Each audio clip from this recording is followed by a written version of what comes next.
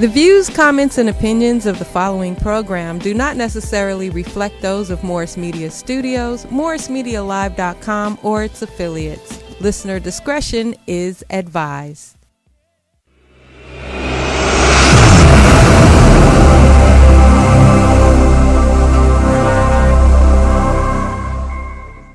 Talk about a very serious subject today. We're going to talk about domestic violence. It is Domestic Violence Awareness Month. I can't wait to introduce you to my guests, but we're going to get right into a little read, get a little information, and you know how we do it. We're going to get right to it. Mentorship moment, each one teach one. It's Domestic Violence Awareness. Today, I want to...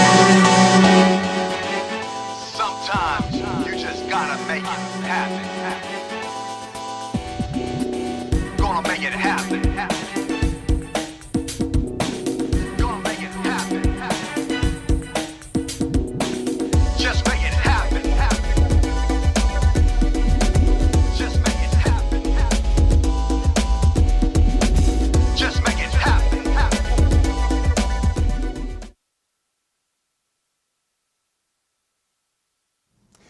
Today, I want to address something that affects millions of households nationwide. Domestic violence. No one is immune to it. Wives, girlfriends, husbands, boyfriends, straight relationships, gay relationships, all are affected. The ramifications lead to a toxic education to our children as to what they watch when they see us interact. There are many victims who may feel they have no way out. The psychological damage keeps our victims in a mental cage of manipulation by their abuser. Now, we are living in a pandemic. And since late March of 2020, thousands of working people were sent home to quarantine with their family. For many, like mine, it was a time for renewed bonding. But for others, the victimization and abuse multiplied and magnified. We can no longer sit on the sidelines and be bystanders if we say we value lives. Today's show is not just for the victims. It is also for the friends, the supporters, and families who need the resources from within the community to help.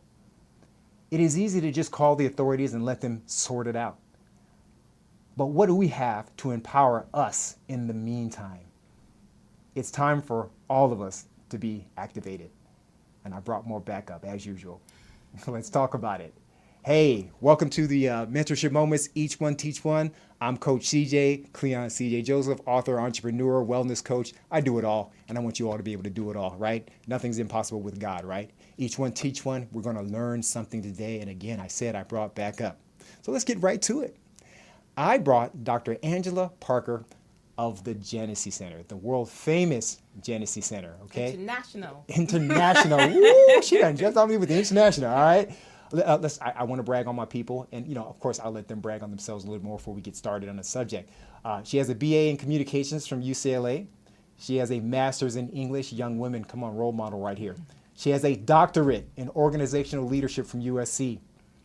For the Genesee Center, she's one of the directors of training programs, working with one of the oldest domestic violence intervention programs in South LA, 40 years with the Genesee. 40 years, oh my God. She creates training for schools, businesses, and churches in education on domestic violence. And we're going to talk about other things she's doing with Generation J, and I think we'll talk about that a little bit later. But let's get into it, ladies and gentlemen. My guest today is the very, very famous, and I'm blessed to have you here on the show providing information, Dr. Angela Parker. Thank you so much for having me. It's only one audience here, so I'm like, yeah. You make me sound so impressive. Right? Before we get started, I want to give shouts out to Karen Earl. Yes. God, I love you. Fearless leader. She's the queen of it all, the Genesee Center. And I also want to give a call-in number for those, if you have questions about domestic violence, anything, we have the expert here for the show. And that call-in number is 323-815-4204. Hey, we're also streaming on Facebook. Facebook family, I told you this is real. Y'all know what this is. Y'all know what I'm about. I told you where I was going, and here we are. All right, so let's get to the meat of the show, all right? We're talking domestic violence, and I have Dr. Angela Parker here. And before I continue, I know I briefly mentioned some of the credentials that you've had, but can you just please enlighten us on what more that you do, what more that you have? Tell me all about yourself.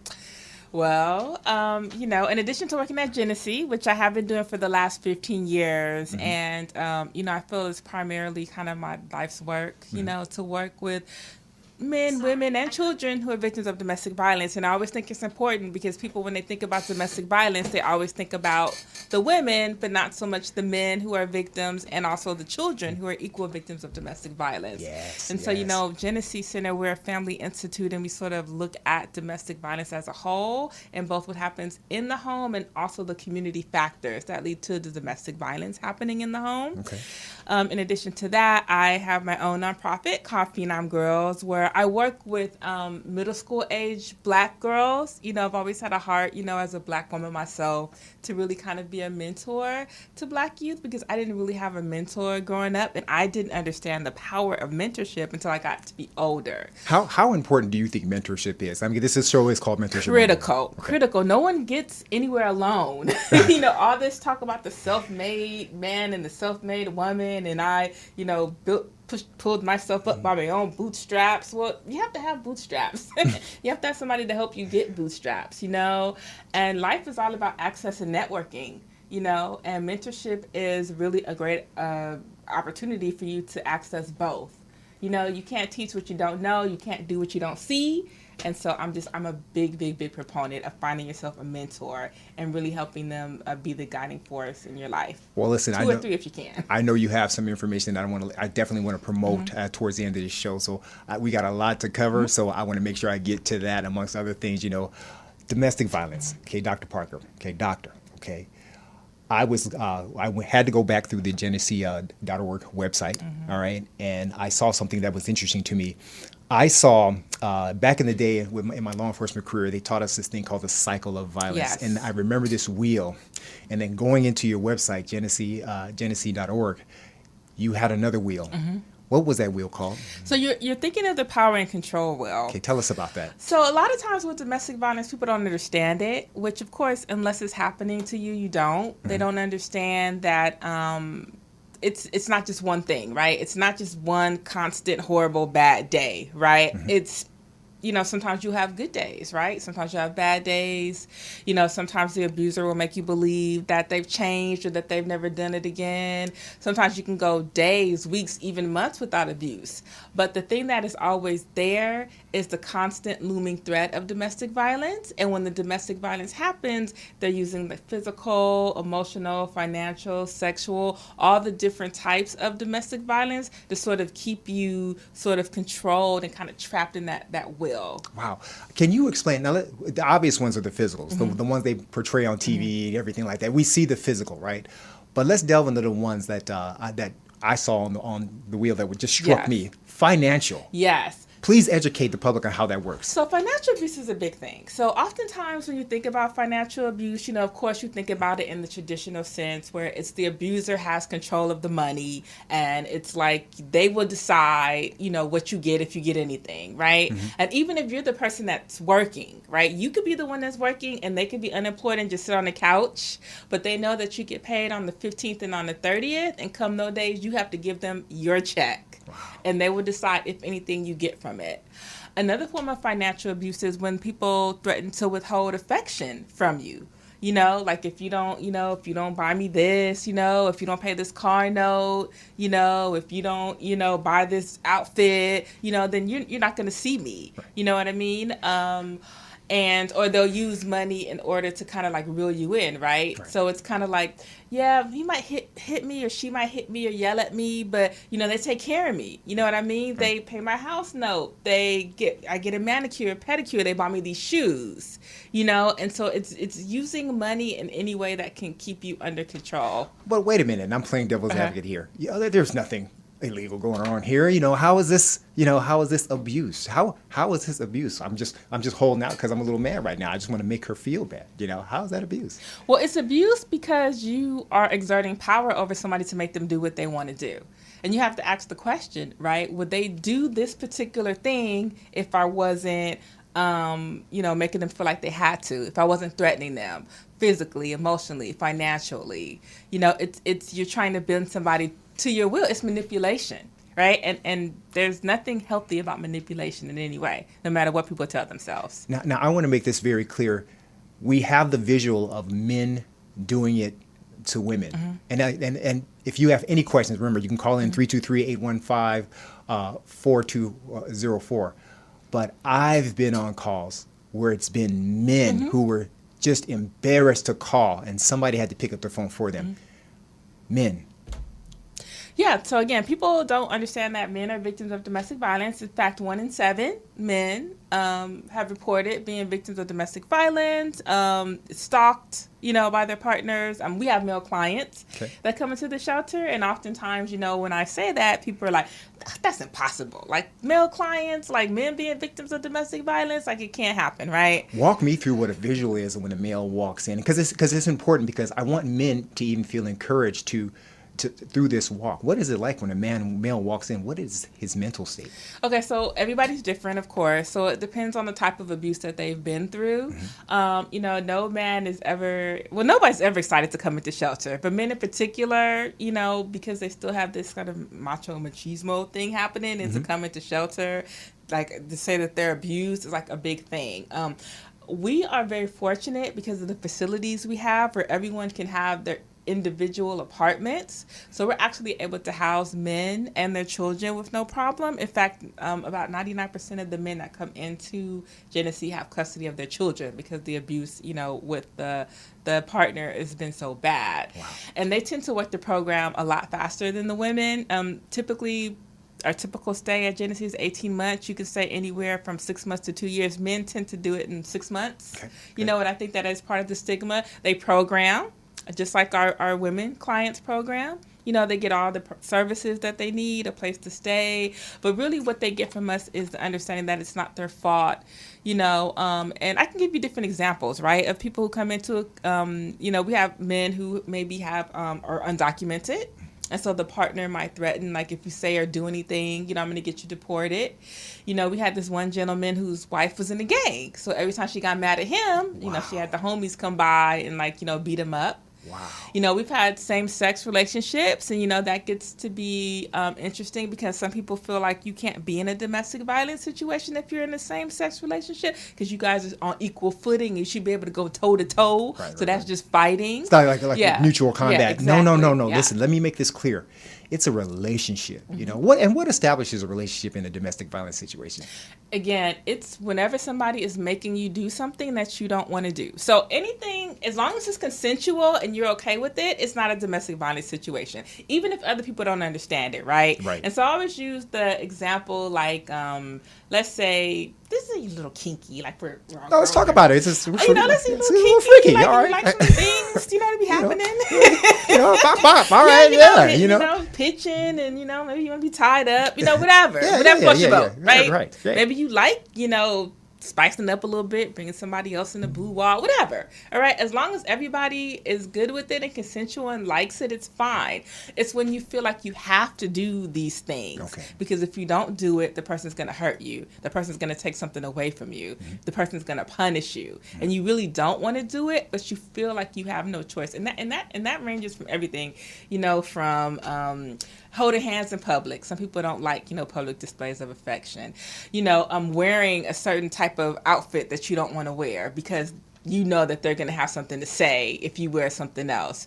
Wow. Giving into an argument that you feel like maybe you've won because or not won, because I don't think people win arguments, but that maybe you actually have a point, but you don't want to egg that person on and make them angrier. So you just acquiesce to them, just discuss. I'm going to paint a scenario that, and this is why every time I look at these shows, I want people to ask these questions, but they never ask. So I'm going to ask, right? So I remember, like, back in the day, this is a story.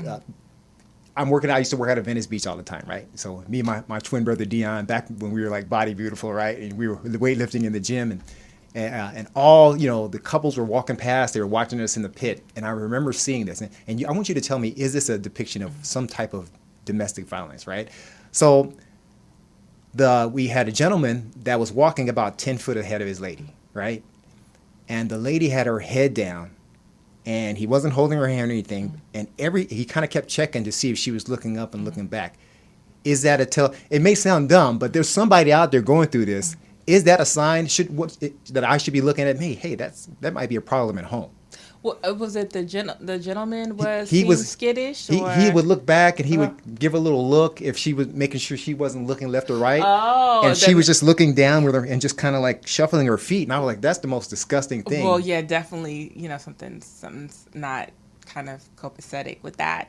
Is that mental yeah, power? I mean, it could be a mental power. And see, and and I'm glad you brought that up, because a lot of times, I know we'll get into this later, when people, want to say like, I would never put up with that. That would never be me. That would never happen to me. And I just always want to remind people that domestic violence can happen to anyone, and it's not a sign of weakness. What happens with domestic violence is the person mentally breaks you down to the point where the abuse becomes normal. And oftentimes, like in the media, when they portray somebody who's an abuser, either a man or a woman, they're out of control. They're almost like animals. And that's not the case. Like, an abuser is like the most charming person you've ever met, because that's how they got you, right? Right. Like in the beginning, they make you think that, oh my God, this is the person I prayed for. This is like the answer to my dreams, and everything is great and romantic. I mean, I have never talked to anybody, and I've been doing this for 15 years. Okay. That says, we went out on the first date and everything was great, and then we went, back to my place and they punched me in the face. Like that never happened. It's gradual behavior, and oftentimes things, they seem romantic in the beginning. Like, oh, of course they're texting me 10 times a day. They just want to talk to me. Oh, yeah, of course they want me to check in, because they just want me to make sure that I'm okay. Oh, yeah, of course, they might have a problem with me wearing this outfit. They're just looking out for me and my reputation. Or, isn't that cute that she's so jealous? That proves she likes me, And so when the abuse kind of happens, it does come out of the blue, because you're thinking that everything is great and normal, and you don't even realize, kind of what is that's happening. And so you told everybody and your mama how great this person is. They met all your friends and your family, and they think it's great. So when you come back with them and say, oh, John's abusing me, James abusing me. Oh, not John, not Jane. Yeah. They are so wonderful. Are you sure? Like, did you do something? Are you over-exaggerating? I find it hard to believe. Well, let's talk about the support system, the family and friends, the church, because that's huge. Sometimes when people disclose that they are maybe victims or the signs are obvious, why is it that the first reaction, the same goes with child molestation, is, oh, really? Is that really what happened? Why is that? Why is our support system, the people that we love, when these things are coming out, are not there for us? What is that about? Well, I mean, I think it's the first instinct is people don't want to deal with it. So oftentimes when you're talking about like domestic violence or child molestation, the people that are doing it are people you care about and love, right? And you don't want to associate these vile behaviors with someone that you love. And so you sort of go into denial with it, right? That's part of it. Some of it, too, in the instance of domestic violence is the behavior has been normalized, not just for the person in the relationship, but maybe for our family, right? And so it's like, you might have been a victim of domestic violence, right? And, you didn't think it was that bad, right? Right. And so when somebody else is telling you what they're going through, it's just like, oh, well, that's just a normal part of life. Everybody gets some crazy, who, and it's funny. Or so it's almost like we're getting immune to being a victim. There's you don't see yourself as a victim. Oh, okay. You just see it as this is the way, life is, and of course, and I've always like been one of those people that's like, no, we can't blame like the media and TV for things. But, when you see depictions of relationships, right? So there's very few black people on TV, right? And then when you do see them in relationships, like, for example, in Love and Hip Hop, pick a city. It's dysfunctional, right? It's dysfunctional. It's cheating. It's fighting, right? It's violent. It's toxic. And I do see our kids reacting that as if that's normal. And some of them got good parents in the home. Like that's normal. That's the fashion. Yeah, because that's what they see. That's what they, and even though you tell yourself, I can't be swayed by television. Again, you replicate what you see, right? Particularly in those vulnerable years as a child, when you've never had a relationship of your own and you're looking to other people to sort of model relationships. So maybe there's not a relationship in the home with your parents or something that you can see, or, a healthy relationship, or so you're looking at television, everything is toxic and you're being told this is just the way life is. So you begin to emulate that stuff, or you begin to take things from people, let people abuse you, because you're thinking, hey, this is relationships, right? They're going to cheat on me. They're going to lie. We're going to get into a fight. They're going to hit me. They're going to shove me. It is what it is. It's really interesting because I work with youth as part of our Generation J program, which is our youth initiative. I can't wait to get into that. And, I had a young gentleman tell me one time that if his girlfriend wasn't like yelling at him or jealous or, he didn't think she cared. Wow. And now there are so many, and I grew up with so many like women, older women that were aunts, or play cousins or whatever, older, that said, oh, if he don't hit you, he don't love you. And that is still relevant today. I want to move from like the victim for a second and then move to the perpetrator. Because some of you, I know, I know some of you men out there, you're like, if I see a man hit a woman, I'm going to kick his ass, whatever, whatnot, But let's take our judgmental hat off for a second. Are those men or women that are committing these abuse, are they victims too? Yes. And so, or they have been victims in a certain point in their life, right? Now, no excuse, but right. And so you hear the phrase, hurt people, which is cliche, but it's true, right? Statistics show that if you look at it, something up to like 95% to like almost 100% of people who are abusers grew up in an abusive household, right? Of course, you have that 1% that just, but for the most part, they have, and they've grown up in that, and they can tell themselves like, I will never, ever, ever hit a woman or hit a guy because I saw my mom do it and my dad do it. But again, this is what you've grown up being taught as a relationship, and your reflex is going to be to do kind of what it is that you're taught. So they go through that. A lot of people have like anger management issues that they haven't been able to put under, they haven't gotten the mental health for because, particularly in our community, we don't reach out to the mental health that we need. So I'm hurting, so I'm going to make you hurt, right? Another thing is, substance abuse can play a role. I never use that as an excuse because as there's plenty of people that drink or do whatever and it doesn't make them violent. But if you have a propensity for violence, drinking or using some type of narcotic is going to lower your inhibition and it's going to, sort of make magnify you who you really are. Yeah, I like what you said. In that way. Yeah, you're going to be, if you're like they say, if you're a jerk, poor person, you're going to be even more of a jerk as a millionaire, right? So I like how you said that. I like how that applies. Okay, so do you ever deal with? I really want to bring out the whole because this. If you go to Genesee.org and really go, it's one of the most interactive sites. They've got everything, hotlines and everything. I want to ask you something. Do you ever deal with the perpetrator? Do you ever give counseling to those people? So we don't. However, we do offer like referrals to people that do, to batterers who do need counseling, but we just work with the victims. Okay. No, that's cool. I was just curious about that. Let me ask you something. Pre-pandemic, everybody working, right? Everybody good, right? Husband or wife might have beat me a couple of times, but we good, right? Now he or she is home 24/7. Can you talk about the uptick in domestic violence during this pandemic? Yeah, so we have received so many more calls about domestic violence. Again, as you mentioned, we have a 24-hour hotline. And so we actually have received more calls than we were able to house, like in our traditional shelter. So we have been housing clients in hotels, throughout the city in order to, help deal with the increased numbers. And it's exactly what you said. We're at home all day now, right? Like before, he could leave, she could leave, we could get up and leave or do something. Maybe I'm frustrated again because I've lost my job and I'm taking it out on you, or I'm just stressed out, and I'm using you as an outlet, like a punching bag. I'm drinking more or doing whatever because, I'm just sitting around not doing anything. Also, another thing, too, is that I, may be in a situation where I'm feeling, again, powerless, right? I'm feeling powerless. So I need to feel like I'm going to be able to control other people.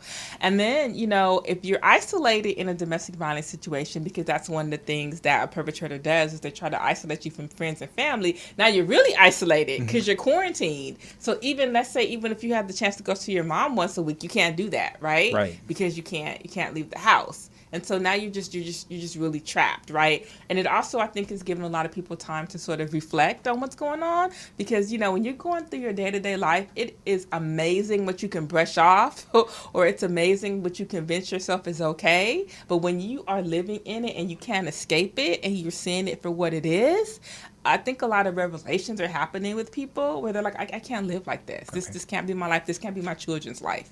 Let's break off and let's hold the support system accountable. All right, the family, the friends. Now you've just received the information, so there's no more being a bystander. All right, how do you help the support system? So let's say you have somebody that's come to the Genesee Center. Do you build support groups within their family? How does that work? So this is complicated, right? Yeah. Because oftentimes when people come to us, particularly Genesee Center, there's been some type of frayed kind of family relationships, whatever reason.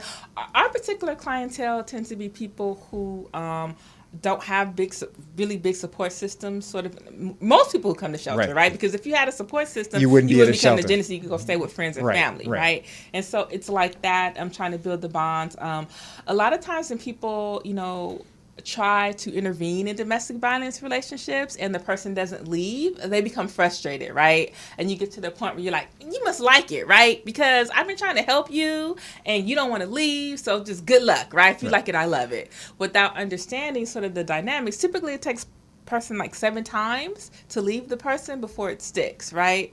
And so it's like they're just not ready to go, but they still need you to kind of be there and to be somebody that they could lean on, because now when they're really ready, they're alone, right? Because they've alienated people. So I always tell people, people who are support systems are in such a difficult situation because they want to help, but there's nothing they can really do until the person is willing to help, instead of just letting the person know that when you're ready, I'm here for them, and not to judge, and continue to kind of be an ear. But to answer your question, what we do is we create support systems within Genesee Center. So Genesee, we offer everything that they could possibly need to succeed in-house, right? So we have mental health professionals that work with them. We help them with childcare and parenting classes, anger management. We do entrepreneurship classes to help them, not just get like jobs, but careers. Do they want to go back to school? Like, we're able to help them with that as well. Some of our clients, and we have them, they range from people who haven't finished 6th grade to people that need a GED, people that want to go back to college, people that want to do an internship. Like, we become their surrogate family during the 1.5 to 2 years that are there. And really our goal is to help build them back up to a place where they can be successful and they can live on their own. Because remember, domestic violence is not just about one instance or one relationship, right? Oftentimes a person will get in 2, 3, 4, 5 domestic violence relationships. They might have come from a situation where they were sex trafficked. They were in foster care. Just talked about that. You know what I mean? It's like, we have this picture of people like, oh, her life was perfect, or his life was perfect before the abuse happened, and they're going to come through this program, and once they leave the program, their life is going to be perfect again. And it's like, no, they're dealing with a myriad of issues in addition to the abuse, or that led to the abuse, that must be dealt with if they're really going to leave us and sort of break this cycle of violence and have a normal, healthy life with themselves and with their child. Wow. So we're going to break off into another segment, right? Another segment of society that helps, right? But we help heavy, I've been in law enforcement for 24 years, almost 25. Can't say where I work, right? But it's all good. I love them anyway, right? And I'll tell you a quick story. I mean, I don't even think Karen knows this, but I walked into the Genesee Center 5, maybe 6 years ago. And I was just so amazed as to what was going on. I'm looking around, I just broke down, and I was like, and I was in uniform just checking up on something. And I just dropped in, I just had to drop a donation in, it's like, and it's amazing how these relationships come about, right? Working with law enforcement, because I know a lot of families in our community, let's just be honest, they don't want to call law enforcement for personal reasons, social reasons. I get it. And I don't want to tear into that. But when do you guys work with law enforcement in any capacity, or do we have access to liaison with you when officers out in the field have victims? So yes. So the initial way is that a lot of our clients come in to Genesee because of some kind of interaction they've had with law enforcement. You know, somebody's called the police, you know, because the abuse happened. The police come in, you know, they might lose, you know, the child might be taken out the home, or there might be charges that need to be, you know, filed. And so we even have police that will call us to let us know kind of what's going on so we can get them into the shelter. Okay. Another way is we have a DART program with the 77th Division Precinct. I hope I'm saying that right. Yeah, I think that's in Los Angeles, yes. And so we work very closely with them. Since the pandemic, we haven't done as many ride-alongs, but usually the way DART works is that there is a Genesee staff member who does ride-alongs with a patrol car that's specifically for victims of domestic violence. They'll go in and they'll talk to the victim, you know, offer them, you know, what they need. If they need to come into shelter, Genesee has a capacity to put them into shelter. Awesome. And so we work, you know, very closely that way. Okay, that's awesome. So let's say pre-pandemic, your relationship with law enforcement, wherever, was pretty good going. Yeah, so we have we do what we call culturally relevant services, and that means that we understand. Wait, say that again. It's called culturally relevant services. I like that. Which means that we understand that because predominantly our clients are African American, and then Latino clients are our next, you know, block, and we understand that they have particular feelings, cultural norms, and values when it comes to connecting with social systems, and so we understand that we, in a way, have to be that advocate with law enforcement.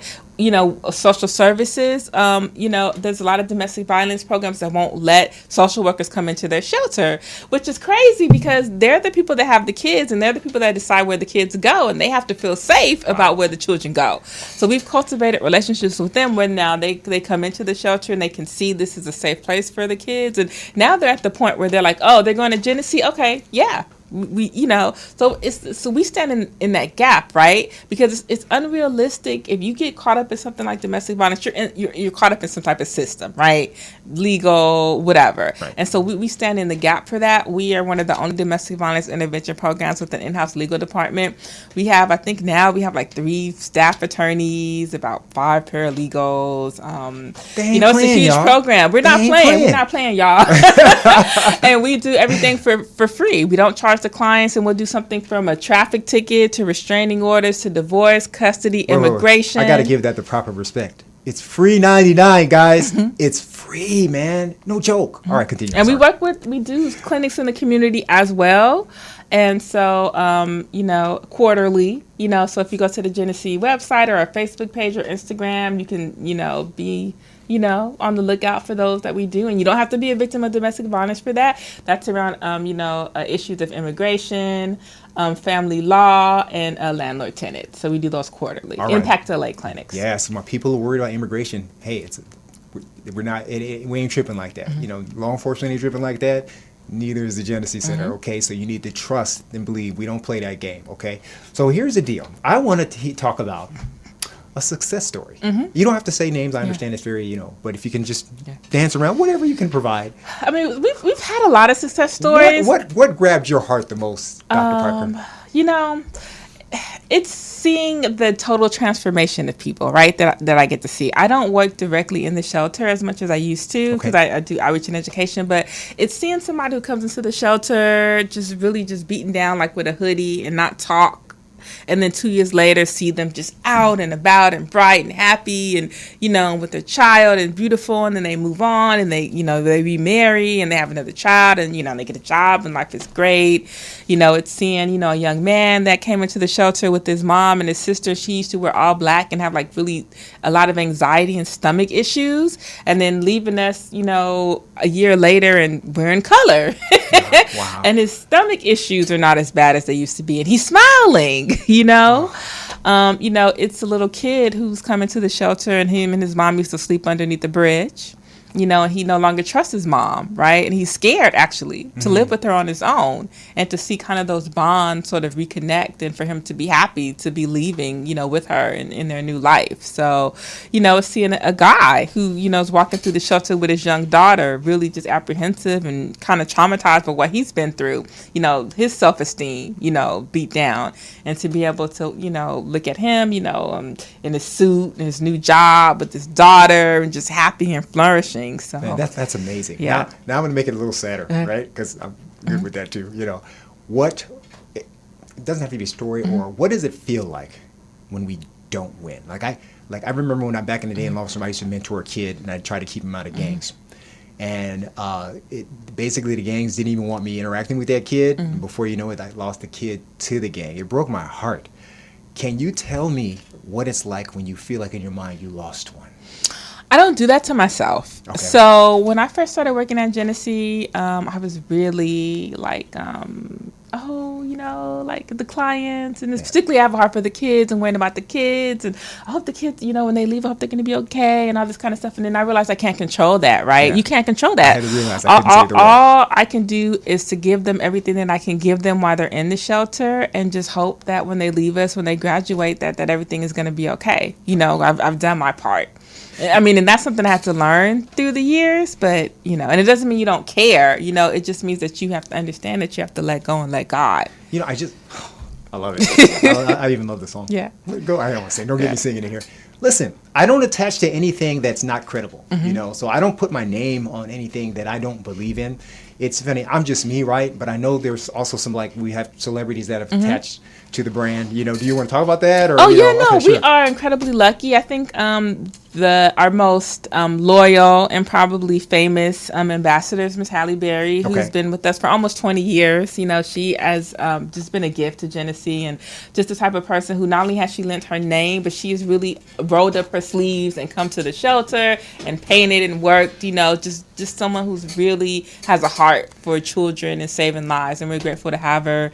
We've had people, like Jamie Foxx, who's participated in our Silver Rose, Alicia Keys. What about even our local Mary heroes? J. Blige. Yeah, Ade Lamar from KJLH, is really, really, popular. Tashina Arnold, has worked with us as well. So we've just been really, really, really fortunate to have people that, have a heart for this work, because, not everybody does. And a lot of people have lip service, and particularly people, they want the PR of it, but they don't want to actually be in there. And we have been really lucky, especially with Miss Berry, to have people that they're there because they care and doing things with no publicity, with no cameras, just because they care. And I'm not bringing them up just to say they're better than us or anything like that. I'm just saying it takes a lot to get those people from way out there to reach out and attach to a good cause. And that adds to the value, when you have people like Halle Berry, Ade Lamar, Jamie Foxx humbling themselves to a cause, then that's got to mean a lot of something. That's the real, But it's a double-edged sword for us, right? Okay, because when people see Halle Berry, they're like, oh, well, you guys got Halle Berry, so you don't need anything. I understand what that is. It's almost like you got, I see CJ's commercial. He must be balling now. He don't need, And it's just like, no, because every time Miss Berry gets on television or gives an interview and talks about Genesee Center, the calls increase for help, and so it's like we need more services or more resources, not less. Okay, I want to talk about you. Oh, okay. All right? Because I was reading about all the stuff in your bio that you're under the Genesee Center, and some stuff you're doing on your own. You're a writer. You have books. You're a journalist. I mean, I'm a fellow author, and great. I see the smile, right? It's out there. What? First of all, let's talk about Generation J. All right, so Generation J is actually part of Genesee Center, and so it is our youth prevention program. Okay. And so we work with middle school, high school, and college and university students, and we teach them how to have healthy relationships through workshops, programs, dialogues, youth conversations, trainings. And also we teach them how to be peer-to-peer mentors so that they're able to talk to their friends about domestic violence. We have a youth council where the youth act as sort of focus groups, because we have to stay connected with them and we have to be relevant for them. We have a huge social media presence. We have a podcast called Generation J Live, and also a YouTube channel where we do have content for youth. It's also called Generation J Live. So, really, we are all about, decreasing the number of people who come into shelter and breaking that kind of what we call the cycle of violence, because when someone was 12, 18, 21, they learned how to have a healthy relationship, so they never got to the point where they had to come into shelter. And that's our goal with Generation J. You tell me about Phenom Girls. So Phenom Girls is actually my own nonprofit that I I have a heart for working with young girls. I think we had mentioned this before, and we talked about mentorship. We talked about that piece. And so I do a lot of different programs with them. Self-esteem, it's based off of, Maya Angelou's quote, "The Phenomenal Woman." And so the goal of Phenom Girls is through mentorship to get young girls to tap into the phenomenal woman within. So we do programs with them. We do workshops. We have like one-on-one conversations with them. Just different things to sort of tap into, let them know how awesome they are. That's awesome. Now listen. Now you'll see across the screen. I want you guys to go to this site, genesee.org, and I'm telling you, it's one of the most interactive. It's easy to go through what they're about. They are the real deal. When I hear about people helping people, they are really out there helping people, and it's free, and the process is organized. And we have a hotline. That's 24-hour hotline. 1-800-479-7328. No matter what day or time you call, somebody will pick up that hotline and will be able to help you. Awesome. And there's also a national domestic violence hotline number. But definitely, you really need to go through this site. Matter of fact, I dare you. I double dog dare you to go through this site, because there's nothing worse than seeing children watching these victims be victimized, the victims be victimized, and the perpetrator also dealing with issues, victimizing the victims. It's just a sad state that we're in. Yeah, it's a cycle of violence we need to break. I love it. Please, and you need to tell me that with the power, the circle of power. So it's called the power and control wheel is what you're talking about, and also the cycle of violence, which will take you through sort of the different phases of domestic violence. The biggest question, and I definitely want to get this in before we go, is why don't they just leave, right? Because if that was me and somebody looked at me cross-eyed, I would leave. It's just not that. It's not that simple. Like, one, you really love the person, you want to make it work. That's real.